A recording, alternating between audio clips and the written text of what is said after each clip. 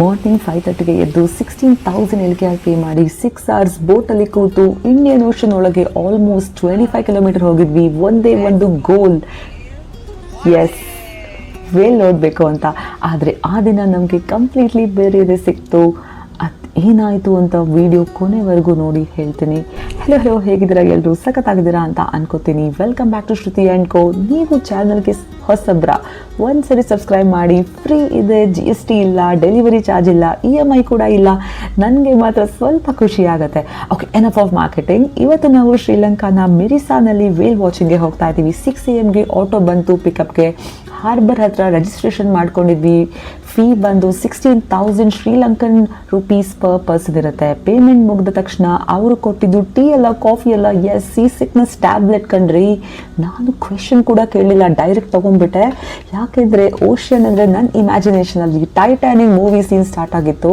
Registration ಮುಗಿಸಿ ಸ್ವಲ್ಪ walk ಮಾಡಿದ್ಮೇಲೆ ನಮ್ಮ ಬೋಟ್ ಕಾಣಿಸ್ತು. ಬೋಟ್ ಕಂಪನಿ ಹೆಸರು ರಾಜಾ ಆ್ಯಂಡ್ ದ ವೇಲ್ಸ್. ಒಂದು ಥಿಂಗ್ ನನಗೆ ಇಷ್ಟ ಆಯಿತು, ಅವರು ಎಥಿಕಲ್ ವೇಲ್ ವಾಚಿಂಗ್ ಫಾಲೋ ಮಾಡ್ತಾರೆ. ಆದರೆ ವೇಲ್ಸ್ನ ಚೇಸ್ ಮಾಡಲ್ಲ, ಡಿಸ್ಟರ್ಬ್ ಮಾಡಲ್ಲ. 6:45ಗೆ ಬೋಟ್ ಸ್ಟಾರ್ಟ್ ಆಯಿತು.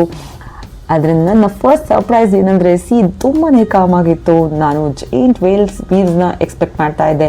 ಸಮುದ್ರ ಮಾತ್ರ ಚಿಲ್ ಮೋಡಲ್ ಇತ್ತು ಅಂತ ಅನ್ಸುತ್ತೆ. ಬೋಟ್ ಸ್ಟಾರ್ಟ್ ಆದ ಸ್ವಲ್ಪ ಟೈಮಲ್ಲಿ ಟೀ ಕೊಟ್ಟರು, ಟ್ರಾಪಿಕಲ್ ಫ್ರೂಟ್ಸ್ ಕೊಟ್ಟರು. ನಾವು ಓಷನ್ ನೋಡ್ತಾ, ಫೋಟೋಸ್ ತಗೋತಾ, ರೀಲ್ಸ್ ಮಾಡ್ತಾ ಫುಲ್ ಎಂಜಾಯ್ಮೆಂಟ್ ಮೂಡಲ್ಲಿದ್ವಿ. ಸನ್ ಮಾತ್ರ ನಮ್ಮನ್ನ ಸ್ಲೋ ಕುಕ್ಕರಲ್ಲಿ ಹಾಕ್ದಂಗೆ ರೋಸ್ಟ್ ಮಾಡಿಬಿಡ್ತು. ಬೋಟ್ ಡೀಪರ್ ಆ್ಯಂಡ್ ಡೀಪರ್ ಓಷನ್ಗೆ ಹೋಗ್ತಾ ಇತ್ತು. ಮಿರಿಸಾ ಸ್ಪೆಷಾಲಿಟಿ ಏನಂದರೆ ಶೋರಿಂದ ಸ್ವಲ್ಪ ಡಿಸ್ಟೆನ್ಸಲ್ಲಿ ಓಷನ್ ತುಂಬ ಡೀಪ್ ಆಗುತ್ತೆ. ಅದಕ್ಕೆ ವೇಲ್ಸ್ನ ಹುಡ್ಕೋಕ್ಕೆ boats usually 15 to 25 kilometre off ಶೋರ್ಗೆ ಹೋಗ್ತಾರೆ. 25 ಕಿಲೋಮೀಟರ್ ಓಷನ್ ಒಳಗೆ ಇದ್ದಾಗ ಲ್ಯಾಂಡ್ ಕೂಡ ಕಾಣಿಸಲ್ಲ. ಆಗ ಸ್ವಲ್ಪ ರಿಯಾಲಿಟಿ ಹಿಟ್ ಆಯಿತು, ನಿಜವಾಗ್ಲೂ ನಾವು ತುಂಬ ದೂರ ಬಂದುಬಿಟ್ಟಿದ್ದೀವಿ ಅಂತ.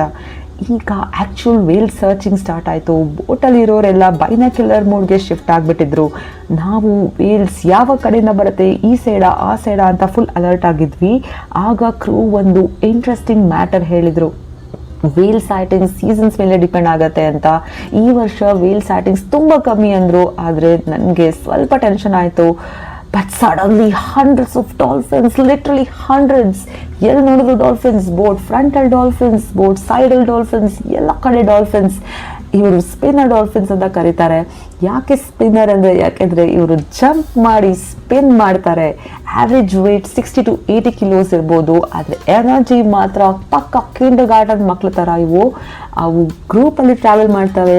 ತುಂಬ ಸೋಷಿಯಲ್, ತುಂಬ ಪ್ಲೇಫುಲ್. ಆನೆಸ್ಟ್ಲಿ ನಮ್ಮ ಬೋಟ್ಗೆ ವೆಲ್ಕಮ್ ಕಮಿಟಿ ಥರ ಅನಿಸ್ತು. ಒಂದು ಡಾಲ್ಫಿನ್ಗೆ ನಾನು ತುಂಬ ಚಿಯರ್ ಮಾಡಿ ಬಾ ಮುದ್ದು ಚಿನ್ನು ಬಂಗಾರ ಅಂತ ಕರೀತಾ ಇದ್ದೆ. ಅದು ಜಂಪ್ ಮಾಡಿ ರಿಯಾಕ್ಷನ್ ಕೊಡ್ತು. At this point whale watching cancel, dolphin watching start ಆಯಿತು.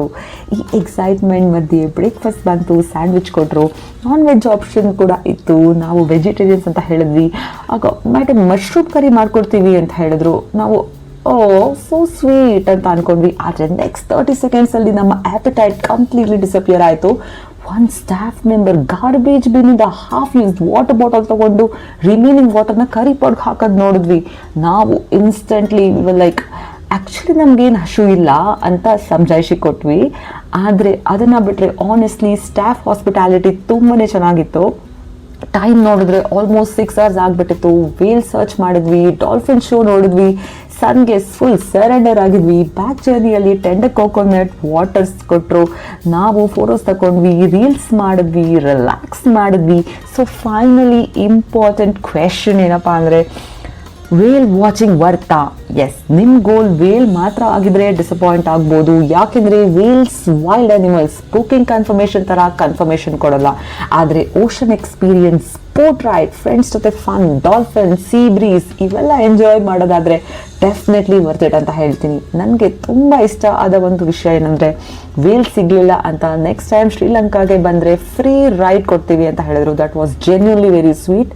ಸೊ ವೇಲ್ ಸಿಗಲಿಲ್ಲ, ಆದರೆ ಡಾಲ್ಫಿನ್ ಸಿಕ್ಕಿದ್ವು.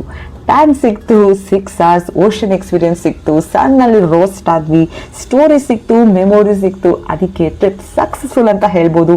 ವಿಡಿಯೋ ಇಷ್ಟ ಆದರೆ ಲೈಕ್ ಮಾಡಿ, ಶೇರ್ ಮಾಡಿ ಮತ್ತು ಸಬ್ಸ್ಕ್ರೈಬ್ ಮಾಡೋಕ್ಕೆ ಮರಿಬೇಡಿ. Meet you in my next Sri Lankan adventure. Bye bye.